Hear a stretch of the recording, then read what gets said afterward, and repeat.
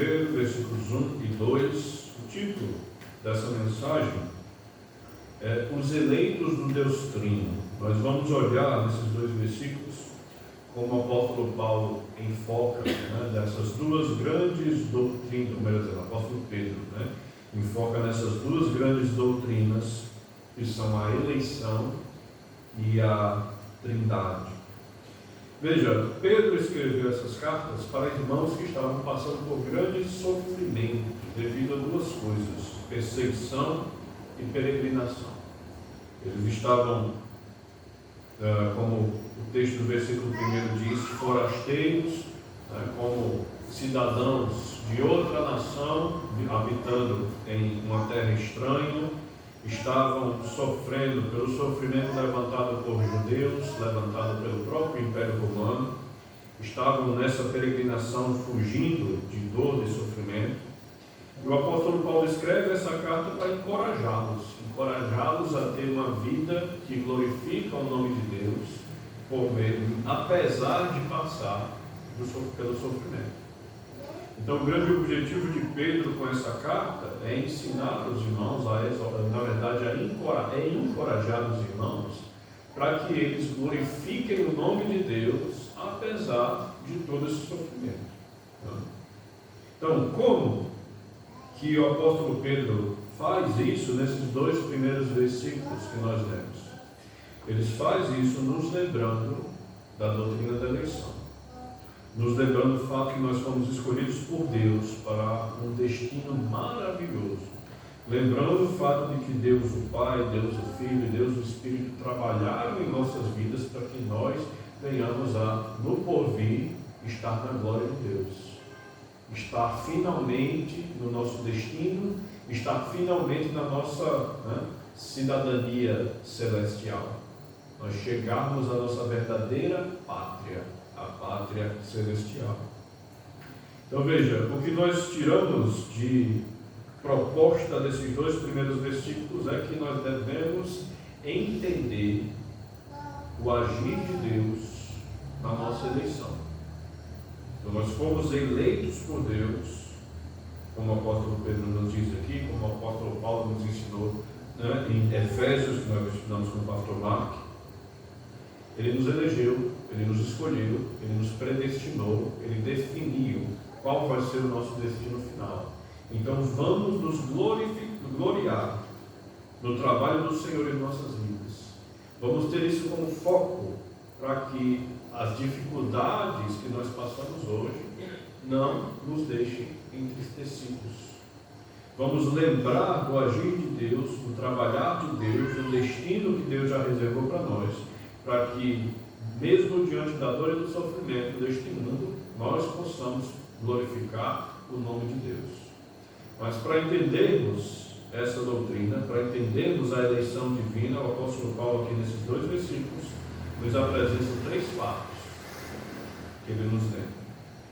O primeiro fato está aí no início do versículo 1, que é a identidade dos eleitos. Quem são os eleitos? Quem são aqueles que Deus escolheu? Veja o que diz o versículo 1. Pedro, apóstolo de Jesus Cristo, aos eleitos que são forasteiros da dispersão no Ponto, Galácia, Capadócia, Ásia e Bitínia, eleitos segundo a presciência de Deus Pai. Veja, ele inicia a carta dizendo: Pedro, apóstolo de Jesus Cristo. Simão Pedro foi, sem sombra de dúvidas, objeto da vontade de Deus, mesmo antes da criação do mundo. E ele foi escolhido por Deus para fazer grandes obras maiores do que qualquer um de nós aqui jamais façamos. Pedro, ele foi grandemente utilizado em prol do avanço do Evangelho do Senhor Jesus Cristo no início da igreja. Ele foi escolhido por Deus não apenas para fazer parte da igreja como nós fomos, mas ele foi escolhido, além disso, para estabelecer os fundamentos, as bases, os alicerces da igreja, por meio do seu ministério apostólico. Então Pedro reconhece isso, ele se intitula como apóstolo de Jesus Cristo, escolhido por Deus para estabelecer os fundamentos da igreja. Ele se coloca como alguém comissionado pelo próprio Senhor Jesus para trabalhar em prol do nome de Jesus, da vontade de Jesus, do Evangelho de Jesus Cristo. Veja comigo em Atos, capítulo 1, versículo 21 e 22. Atos capítulo 1, versículo 21 e 22 diz o seguinte: é necessário, pois, que os homens que nos acompanharam todo o tempo que o Senhor Jesus andou entre nós, começando no batismo de João, até ao dia que dentre nós foi levado às alturas, um destes se torne testemunha conosco da sua ressurreição. Então propuseram dois, José, chamado Bersebas, cognominado Justo, e Matias. E orando, disseram: Tu, Senhor, que conheces o coração de todos, revela-nos qual desses dois tem escolhido. O que esse versículo está nos falando? O contexto dele é a escolha de um homem para substituir Judas Iscariotes como apóstolo do Senhor Jesus Cristo. Então Jesus escolheu 12 homens. Entre eles estava o traidor, Judas. Judas se matou, cometeu suicídio diante do seu pecado. Então restou para os apóstolos elegerem outro homem para substituí-lo no apostolado, para se tornar agora um dos 12 apóstolos. E eles levantaram esses dois nomes, José e Matias. Mas eu quero que os irmãos observem quais são os requisitos que eles falaram nos versículos 21 e 22 para escolher um homem que pudesse ser um apóstolo do Senhor Jesus. Veja o que diz. É necessário, pois, versículo 21, é necessário, pois, que dos homens que nos acompanharam todo o tempo, então, esses homens que tinham que acompanhar os apóstolos e o próprio Senhor Jesus durante todo o tempo do seu ministério, em que Jesus andou entre eles, começando no batismo de João. Então ele tinha que ser uma testemunha do batismo de João. Ele deve ter visto Jesus sendo batizado com seus olhos, até o dia que dentre nós foi levado às alturas. Então ele devia ter testemunhado o batismo, testemunhado todo o ministério terreno de Jesus, testemunhado a ascensão de Jesus aos céus. Nesse meio caminho tem a morte, a ressurreição do Senhor Jesus. Então quem é um apóstolo? Um apóstolo, um dos 12 apóstolos, é um homem, uma pessoa que testemunhou todas essas coisas. Testemunhou toda a vida do Senhor Jesus Cristo, desde o seu batismo por João Batista, passando pela sua morte e pela sua ressurreição. E viu, testemunhou também ele subindo aos céus. Então, nós vemos, irmãos, que não há nenhuma justificativa para alguém hoje se intitular apóstolo de Jesus Cristo. Quem faz isso toma para si um título que não cabe a nenhum de nós. Apóstolo de Jesus Cristo, alguém que testemunhou todo o ministério de Jesus, do batismo até a ascensão, que testemunhou Jesus na cruz, morto e ressuscitado. Esse é o verdadeiro apóstolo. E apenas 12 homens foram escolhidos, eleitos para essa obra. O apostolado do Senhor Jesus Cristo foi feito por esses homens que testemunharam todos esses fatos. Veja comigo agora no Evangelho de João, lá no capítulo 21, versículos 15 a 17. João 21, 15 a 17. Veja o que nós temos aqui. Depois de terem comido, perguntou Jesus a Simão Pedro: Simão, filho de João, amas-me mais do que estes outros? Ele respondeu: Sim, Senhor, tu sabes que te amo. Ele lhe disse: Apacenta os meus cordeiros. tornou a perguntar-lhe pela segunda vez: Simão, filho de João, tu me amas? Ele respondeu: Sim, Senhor, tu sabes que te amo. Disse-lhe Jesus: Pastoreia as minhas ovelhas. Pela terceira vez Jesus lhe perguntou: Simão, filho de João, tu me amas? Pedro entristeceu-se por ele ter lhe dito pela terceira vez: Tu me amas? E respondeu: Senhor, tu sabes todas as coisas, tu sabes que eu te amo. Jesus lhe disse: Apacenta as minhas ovelhas. Veja, por 3 vezes Pedro havia negado o Senhor Jesus Cristo antes da sua crucificação. Agora, por 3 vezes, ele prova ao Senhor o seu amor. Por 3 vezes o Senhor o questiona: Simão, Pedro, você me amas? E o Senhor dá por 3 vezes um grande ministério nas mãos de Pedro: pastoreia as minhas ovelhas, apacenta as minhas ovelhas, apacenta os meus cordeiros. Esse ministério é o ministério de Pedro, o ministério de pastoreio, o ministério apostólico. E é tudo isso que Pedro está ressaltando quando ele escreve: apóstolo de Jesus Cristo. Perdão. Apóstolo de Jesus Cristo.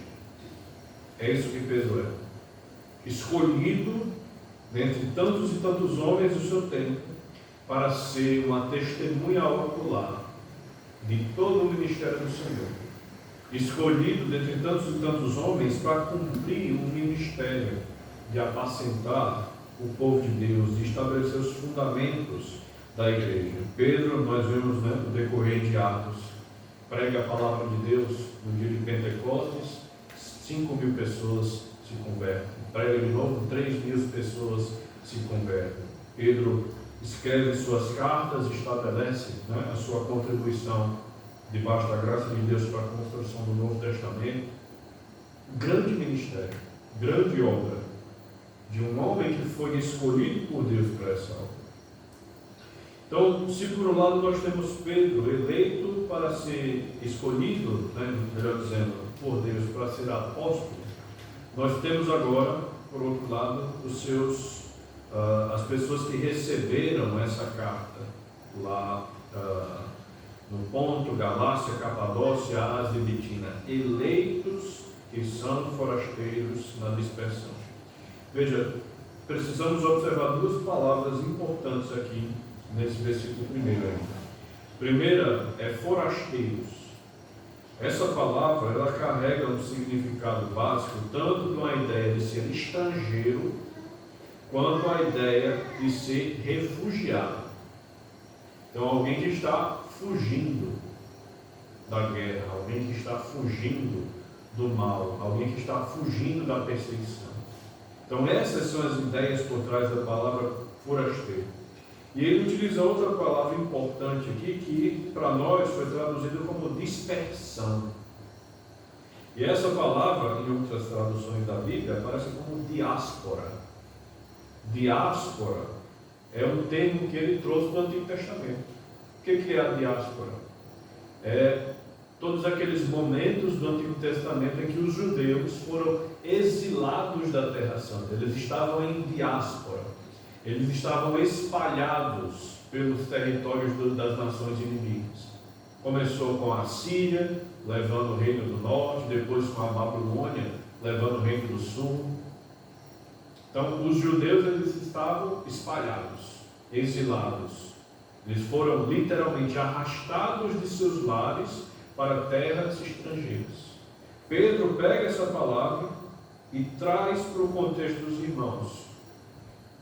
Traz para o contexto dos cristãos que estavam ali exilados, talvez fugindo da perseguição, talvez fugindo dos problemas que o mundo estava impondo sobre o cristianismo e também sobre o judaísmo.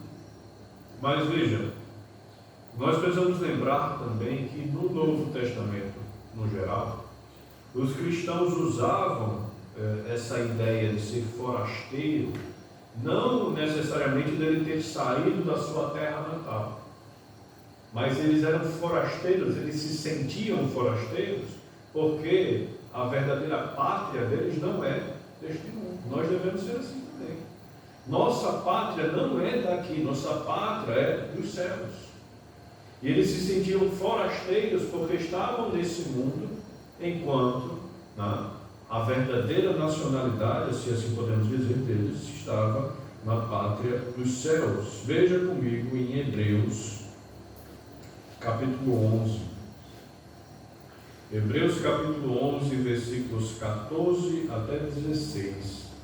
Diz assim a palavra de Deus. Hebreus, capítulo 11, versículo 14. Porque os que falam desse modo manifestam estar procurando uma pátria.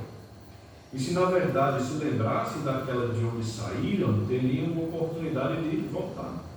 Mas agora aspiram uma pátria superior, isto é, celestial. Por isso Deus não se envergonha deles, por ser chamados o seu Deus, porquanto lhes preparou uma cidade. Pela fé, Abraão, quando posto à prova, ofereceu Isaque. Estava mesmo para sacrificar o seu unigênito, aquele que escolheu alegremente as promessas. Então veja o que nós temos aqui.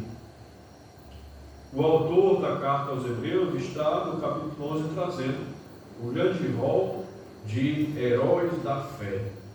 E ele começa aí no versículo 8 pelos patriarcas. Ele nos lembra a Abraão, Isaque, Jacó, José. Eles viveram neste mundo, viveram nas nações que existem neste mundo, mas todos eles, como ele diz aí, ansiavam por uma pátria superior, celestial.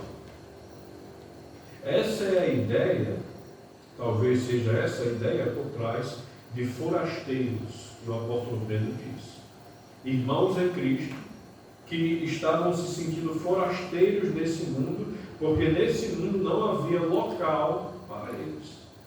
Irmãos, é assim que nós devemos nos sentir. Devemos nos sentir como forasteiros desse mundo, porque a nossa pátria não é deste mundo, nossa pátria é celestial. Aguardemos, pois, com grande ânsia, com grande alegria também a revelação da nossa pátria celestial. Veja, irmãos, voltando lá para 1 Pedro, ele diz que esses irmãos eram forasteiros na dispersão, do Ponto, da Galácia, Capadócia, Ásia, Bitínia. Veja, essas palavras, essas regiões, são províncias do Império Romano na região que hoje nós chamamos de Turquia. Então os irmãos estavam lá na Turquia como forasteiros, dispersos por essas regiões, por essas províncias do Império Romano. Isso nos mostra que o apóstolo Paulo tem essa carta, o apóstolo Pedro tem essa carta escrita para igrejas específicas, ou para grupos específicos de irmãos. Isso nos mostra também, talvez, um pouco da origem desses irmãos. Veja, nós temos aí Galácia como sendo uma das regiões que o apóstolo Paulo visitou, em suas viagens missionárias. Mas as outras regiões não. Mas nós temos lá em Atos, capítulo 2, lá no texto da festa de Pentecostes, judeus justamente dessas regiões, Ponto, Ásia, da Capadócia, presentes na festa de Pentecostes em Jerusalém, ouvindo Pedro pregar o Evangelho, e provavelmente muitos deles aceitaram o Senhor Jesus naquela ocasião. Depois voltaram para essas regiões deles e lá fizeram a palavra do Senhor propagar ainda mais. Então nós temos talvez muitas dessas igrejas sendo fruto do agir de Deus por meio da pregação de Pedro, lá em Atos capítulo 2.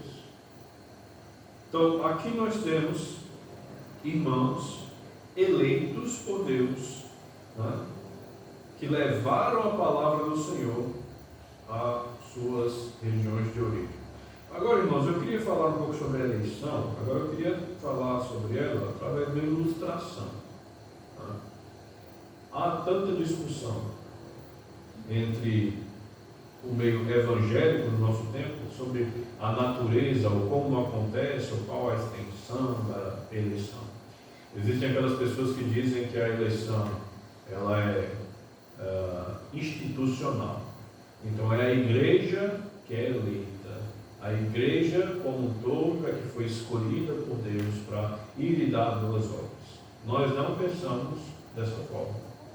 Nós pensamos que a eleição ela é individual.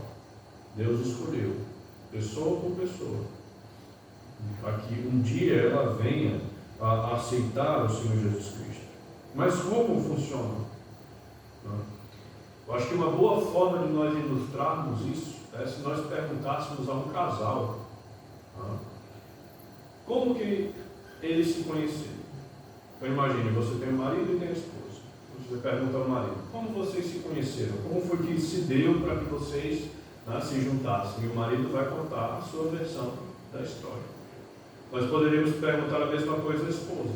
E ela contaria a mesma história, mas sobre uma perspectiva diferente.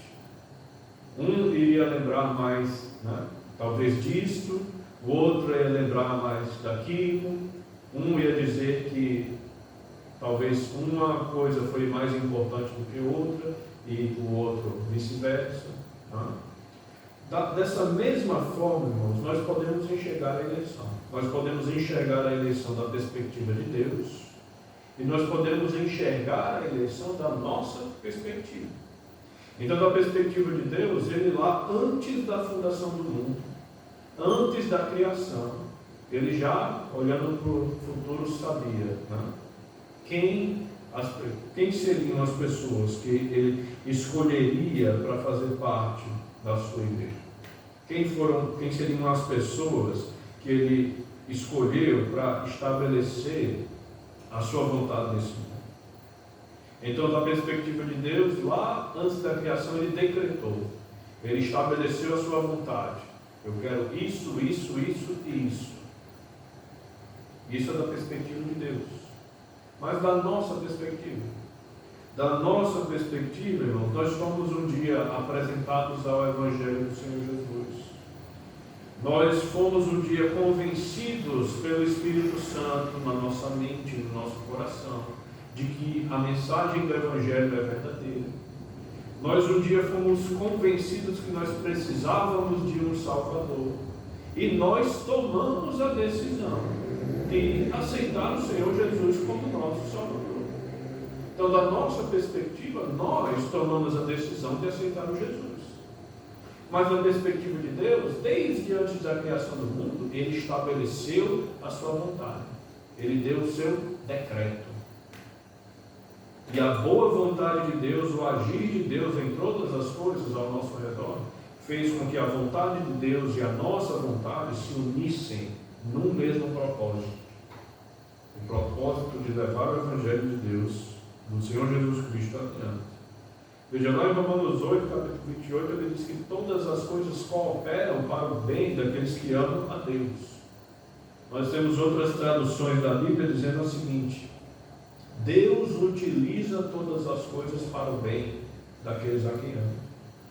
É Deus agindo, irmãos, em todas as áreas de nossa vida, criando situações ao nosso redor, fazendo com que nós venhamos a nos convencer intelectualmente e também pela fé na veracidade do Evangelho. Então Deus decreta e Ele trabalha ao nosso redor para que um dia nós venhamos dizer: amém, eu aceito o Senhor Jesus, eu desejo que Ele seja o meu Salvador. Uma decisão nossa, decretada por Deus. Uma coisa não elimina a outra. Então nós temos a eleição dessa forma. Deus, desde antes da criação do mundo, decreta a sua vontade e por meio da sua graça, da sua misericórdia, Ele faz com que a sua vontade prevaleça na nossa vida. Veja, irmãos, se nós temos aqui por um lado, versículo 1, a identidade dos eleitos de Deus, nós vamos ver agora no versículo 2, a obra redentora nos eleitos de Deus. Então, quem são os eleitos de Deus? Aqueles que foram escolhidos para fazer parte da sua igreja, sejam eles apóstolos, sejam eles irmãos, sejam missionários, todos foram eleitos por Deus. Agora, ele nos vai mostrar como que a eleição opera na nossa vida no versículo 2. Veja o que o apóstolo Pedro diz. Eleitos segundo a presciência de Deus Pai, em santificação do Espírito, para a obediência e a aspersão do sangue de Jesus Cristo. Percebem que o apóstolo Pedro aqui fala sobre o trabalho de Deus o Pai, sobre o trabalho de Deus o Filho, sobre o trabalho do Espírito Santo. Ele traz para nós um grande ensino aqui sobre a Trindade. Deus Pai, Deus Filho, Deus Espírito, trabalhando com um único propósito, a nossa redenção. Veja o que ele diz sobre o Pai. Eleitos segundo a presciência de Deus Pai. Veja, a obra de Deus Pai em nossas vidas é vista nessas palavras. Quem nos elegeu, Deus o Pai que nos elegeu segundo a sua presciência. Isso significa, irmãos, que Ele planejou, que Ele decretou que nós faríamos parte do seu povo, faríamos parte da igreja do Senhor Jesus Cristo. Isso só é possível, irmãos, por causa de todos aqueles atributos que nós estamos estudando na escola dominical. Deus é onisciente, Ele tem todo o conhecimento do presente, do passado, do futuro. Deus é onipotente, Ele tem todo o poder para estabelecer a sua vontade e fazer com que ela se cumpra. Deus é completamente sábio, Ele conhece a nossa mente e o nosso coração e sabe a melhor forma de fazermos nos dobrar dentro da sua vontade. Então Ele estabeleceu a sua vontade e fez a sua vontade se cumprir no decorrer da história. Então, antes de existir tempo, Ele decretou, e depois da criação Ele vem agindo neste mundo para estabelecer a sua vontade a cada momento. Irmãos, hoje foi justamente isso que nós estudamos com o pastor Marcos lá em Efésios. Veja comigo, Efésios capítulo 1, do versículo 3 até o versículo 5. Efésios capítulo 1, versículo 3 diz assim: Bendito Deus e Pai de nosso Senhor Jesus Cristo, que nos tem abençoado com toda sorte de bênção espiritual nas regiões celestiais em Cristo. Aí ele diz: assim como nos escolheu nele antes da fundação do mundo, para sermos santos e irrepreensíveis perante Ele, e em amor nos predestinou para Ele, para a adoção de filhos, por meio de Jesus Cristo, segundo o beneplácito de sua vontade.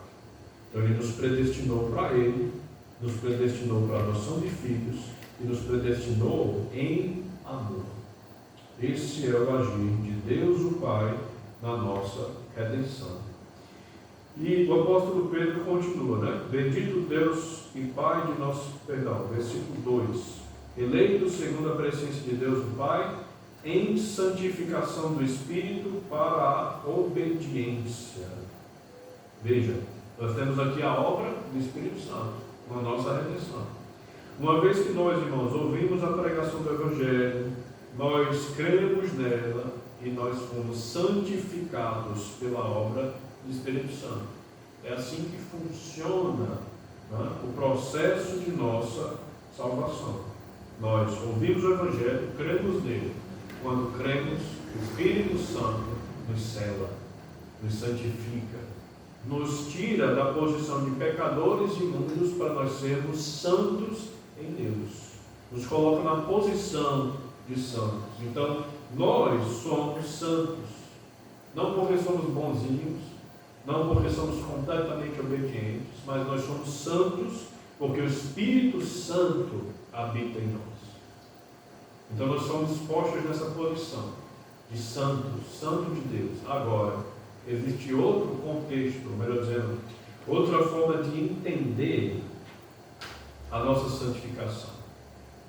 Existe também o uso dessa palavra no Novo Testamento para se referir a um processo pelo qual, dia após dia, nós vamos nos santificando, dia após dia negando o pecado, dia após dia estudando mais da palavra do Senhor, dia após dia prestando atenção na pregação da palavra do Senhor, dia após dia orando ao Senhor, dia após dia lendo a sua palavra, fazendo culto no lar, dia após dia nós vamos construindo a nossa santidade. Dia após dia nós vamos aperfeiçoando, pouquinho por pouquinho, cada dia buscando ser um pouquinho mais parecido com o Senhor Jesus Cristo. Essa é também a nossa santificação. Então, se por um lado nós fomos colocados na posição de santos, separados desse mundo para sermos de Deus, por outro lado, nós estamos em um processo de santificação, pelo qual o Espírito Santo que habita em nós nos encoraja, nos faz lembrar da palavra de Deus, nos faz colocar a palavra de Deus em prática, que dia a dia Ele nos livra das armadilhas do diabo, nos fazendo caminhar cada vez mais distante do pecado. Essa é a nossa santificação. Irmãos, eu creio que o apóstolo Pedro ele está se referindo a essas duas perspectivas quando escreve aqui, porque ele diz em santificação do Espírito para obediência à vontade de Deus, à palavra de Deus, aos mandamentos de Deus. Então, se por um lado nós temos Deus o Pai, que desde lá diante da criação, por meio da sua completa onisciência, Ele olhou para o futuro, nos viu e disse: Ele fará parte da minha igreja. Então Ele decretou. Se por um lado nós temos o decreto de Deus, por outro lado nós temos o agir do Espírito Santo, nos santificando, nos tirando deste mundo, nos colocando na igreja. Temos o Espírito Santo trabalhando, agindo dentro de nós, iluminando a nossa mente e o nosso coração, para que nós venhamos a sempre o quê? Viver em obediência, nos levando a ter uma vida cada vez mais parecida com a vontade ou com a vida do Senhor Jesus.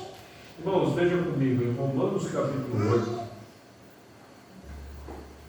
Romanos capítulo 8, versículos 13 e 14. Veja o que o apóstolo Paulo nos escreve aqui. Romanos capítulo 8, versículos 13 e 14. Dizem assim: Porque se viverdes segundo a carne, caminhais para a morte. Mas se pelo Espírito mortificardes os efeitos do corpo, certamente vivereis. Pois todos os que são guiados pelo Espírito de Deus são filhos de Deus. Nós temos aqui também nos ensinando sobre o agir do Espírito Santo, que nos santifica e nos leva a ter uma vida de obediência. Veja, se viverdes segundo a carne, caminhais para a morte, mas se viver pelo Espírito Santo, e por ele mortificardes os efeitos do corpo, ou seja, mortificardes o pecado, fazer o pecado morrer em sua vida, ignorar os pensamentos e desejos pecaminosos, certamente vivereis. Como que nós fazemos isso? Nos deixando ser guiados pelo Espírito Santo, nos deixando ser preenchidos pelo Espírito Santo e utilizados pelo Espírito Santo. É assim que nós devemos viver. Voltando lá para 1 Pedro, nós vimos Deus o Pai, eleitos segundo a presciência de Deus o Pai, em santificação do Espírito para a obediência e a aspersão do sangue de Jesus Cristo. Veja, a obra de Cristo, agora na nossa redenção, a aspersão do seu sangue. Veja, o Senhor Jesus Cristo deu sua vida para nós, para que toda a dívida que nós tínhamos com Deus fosse paga, para que toda a ira de Deus contra o nosso pecado fosse apaziguada. E nesse sentido, irmãos, Jesus foi o Cordeiro de Deus, sacrificado para tirar o pecado do mundo. E veja, nesse versículo, Pedro parece ter em mente os sacrifícios que eram feitos no Antigo Testamento, da aspersão do sangue do Cordeiro que era sacrificado no próprio povo de Israel. Ele diz que nós somos ou fomos santificados para a obediência e a aspersão do sangue de Cristo sobre nós mesmos. Irmãos, vejam comigo em Êxodo, capítulo 24. Êxodo capítulo 24. Vamos ver aqui versículo 7 e versículo 8. Êxodo 24, 7 e 8. E assim diz: E tomou o livro da aliança e o leu ao povo. E eles disseram: Tudo o que falou o Senhor, faremos e obedeceremos. Então tomou Moisés aquele sangue, o sangue do cordeiro, e o aspergiu sobre o povo, e disse: Eis aqui o sangue da aliança que o Senhor fez conosco, a respeito de todas estas palavras. Bom, o que é que estava acontecendo aqui? Moisés estava recebendo de Deus os mandamentos, e ele encontra o povo em pecado, encontra o povo em idolatria. Castigo de Deus vem sobre este povo. Mas Moisés intercede a favor deles diante de Deus. E Deus utiliza Moisés para fazer o povo relembrar da sua aliança para com ele. Então o que nós temos nesses dois versículos que nós lemos é Moisés diante do povo de Israel, fazendo eles lembrarem da aliança de Deus para com eles. Eles precisavam ser fiéis e obedientes para que eles fossem prósperos na terra prometida, na terra santa. Então Moisés toma o livro da aliança e lê o livro diante de Deus. Ele lê a lei diante do povo. E o que é que o povo diz? Tudo o que falou o Senhor, faremos e obedecemos. Então Deus estabeleceu a sua lei, o povo jura obediência, e aí é feita uma aliança entre o povo e Deus. Como que essa aliança é selada? Como que esse contrato é validado? Por meio da aspersão do sangue. Moisés toma o sangue e asperge e joga, borrifa sobre o povo. A aspersão do sangue portanto, é como ele sela a aliança entre Deus e o povo de Israel. E Pedro utiliza essa mesma figura sobre nós lá na primeira carta. Então ele fala sobre a aspersão do sangue de Jesus. O sangue de Jesus derramado na cruz. Óbvio que ele utiliza isso aqui como uma ilustração. O sangue de Cristo não foi fisicamente derramado sobre nós, mas o sangue de Cristo foi derramado por nós, na cruz. E aqui nós vemos a obra de Cristo. Então, Moisés ratificou a aliança de Deus com os israelitas, aspergindo o sangue de novilho sobre o povo. Pedro, então, está mostrando que o Espírito Santo aplica sobre nós o sacrifício de Cristo na cruz. Percebem no versículo que existe uma relação entre o trabalho do Espírito e o trabalho do Senhor Jesus? Ele diz: em santificação do Espírito para a obediência e a aspersão do sangue de Jesus Cristo. É o Espírito que faz essa obra. Moisés aspergiu, jogou o sangue sobre o povo. O Espírito joga espiritualmente o sangue de Jesus Cristo sobre nós, aspergindo sobre nós o sangue do Senhor. Veja, irmãos, nós temos aqui o trabalho de Deus o Pai, de Deus o Filho, de Deus o Espírito, unidos, cada um com a sua função, em um só propósito: a redenção dos eleitos de Deus. Nós podemos comparar isso à construção de um novo lar. Quando nós vamos construir, nós temos um terreno, vamos construir um novo lar, É apenas um profissional que trabalha para edificar toda a casa? Não. Geralmente nós temos ali o trabalho do arquiteto ou do engenheiro fazendo todo o projeto, todo o planejamento. Nós temos ali o trabalho do mestre de obras, dos pedreiros, montando os alicerces, levantando as paredes, fazendo o acabamento, o reboco, colocando tetos. Nós temos o trabalho também das pessoas que vão levar os móveis até aquela casa, montar os móveis dentro daquela casa. Então nós temos vários profissionais diferentes envolvidos em um único propósito, que é fazer, num local onde nada existia, existir um lar para que pessoas possam viver e morar ali. E é assim que trabalha também Deus o Pai, Deus o Filho, Deus o Espírito. Cada um com o seu propósito. Ou melhor dizendo, os três com um mesmo propósito, mas cada um com o seu ofício, cada um com o seu trabalho específico, cada um com a sua responsabilidade.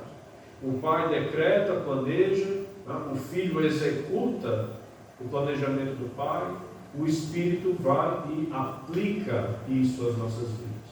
Então Deus decretou, nos elegeu, o Senhor Jesus Cristo morreu na cruz para derramar, para ser o sacrifício em nosso lugar, para nós encontrarmos salvação dele, e o Espírito Santo ele trabalha aspergindo o sangue de Cristo sobre nós, colocando na nossa vida o valor derramado no sangue de Cristo. Então Deus o Pai, Deus o Filho, Deus o Espírito, os três trabalhando com o único propósito de edificar a nossa vida.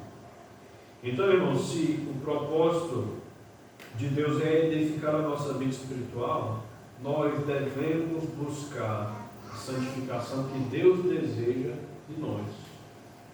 Nós temos essa responsabilidade. Viver cada dia de uma forma mais santa, buscando sempre cumprir a vontade de Deus em todas as áreas de nossa vida.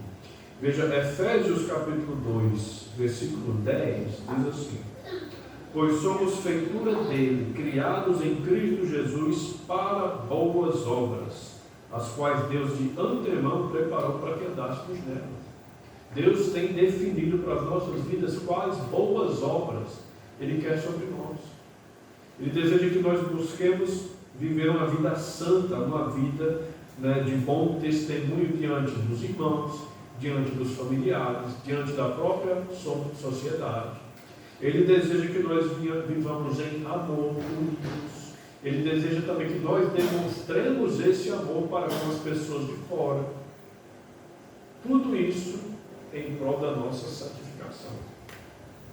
Nós devemos, irmãos, buscar, nos esforçar cada vez mais para ter uma vida santa.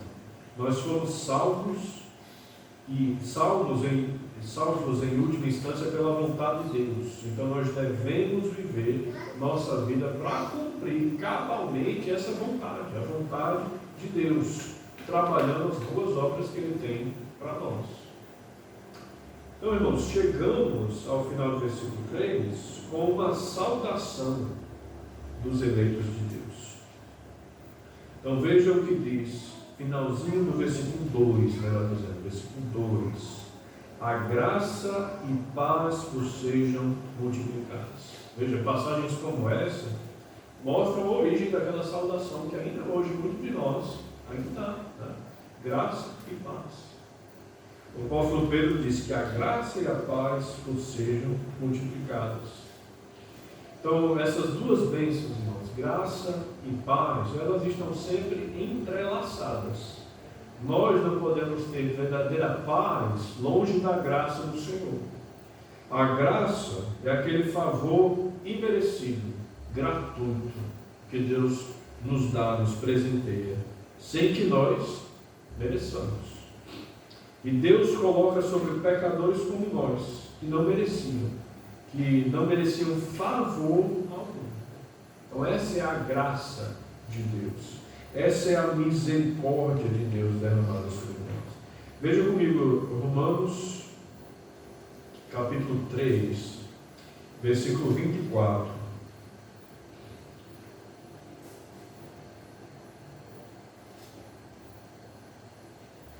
Romanos capítulo 3, versículo 24. Veja o que a palavra de Deus nos diz. Vamos ler 23 e 24. Pois todos pecaram e carecem da glória de Deus, sendo justificados gratuitamente pela sua graça, mediante a redenção que há em Cristo Jesus.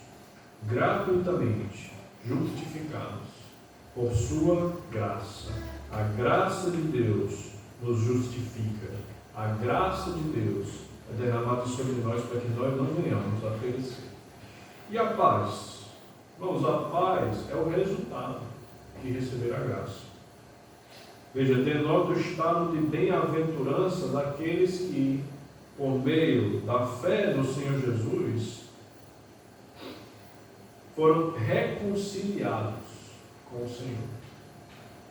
A palavra de Deus nos ensina que nós, antes de aceitarmos o Senhor Jesus, não éramos filhos de Deus, não éramos amigos de Deus, pelo contrário, nós éramos inimigos de Deus.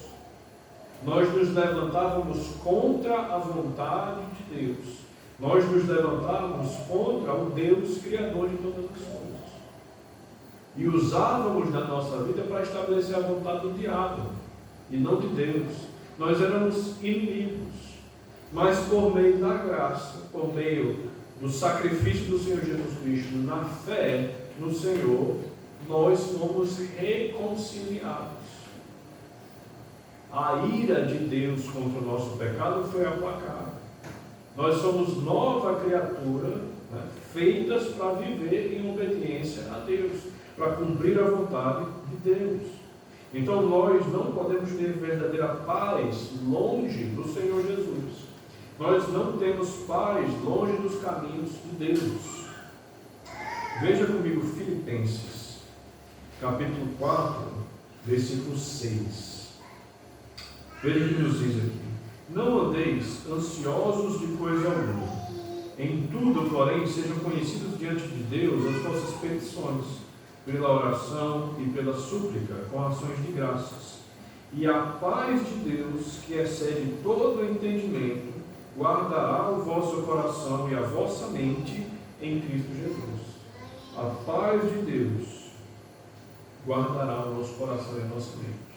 Nós encontramos paz e refúgio em Deus por meio da oração.